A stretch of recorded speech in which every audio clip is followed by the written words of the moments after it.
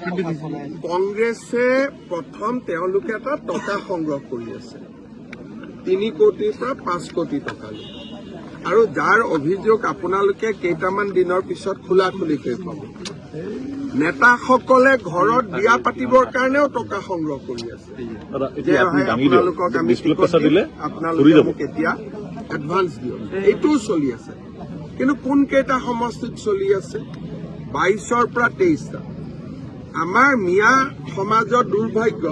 যে তেওঁলোকে কংগ্ৰেছক ভোটো দিব লাগে টকাও দিব লাগে আপোনালোকে বুজি পাব তেওঁলোকৰ দুৰ্ভাগ্য ভোটো দিব আৰু টকাও দিব আৰু এভিকশ্যনৰ সময়ত কংগ্ৰেছ দলে সহায় নকৰে আজিও তেজপুৰত এভিকশ্যন আছে কংগ্ৰেছ দলেতো সহায় নকৰে আজি তেজপুৰত আমি 5,000 বিঘা মাটি এভিকশ্যন কৰিম তো কংগ্ৰেছৰ মই দুৰ্ভাগ্য বুলিয়ে কওঁ যে তেওঁলোকে কংগ্ৰেছক টকাও দিব লাগিব ভোটো দিব লাগিব আৰু কংগ্ৰেছ তেওঁলোকৰ বিপদৰ সময়তো তেওঁলোকৰ লগত নাথাকে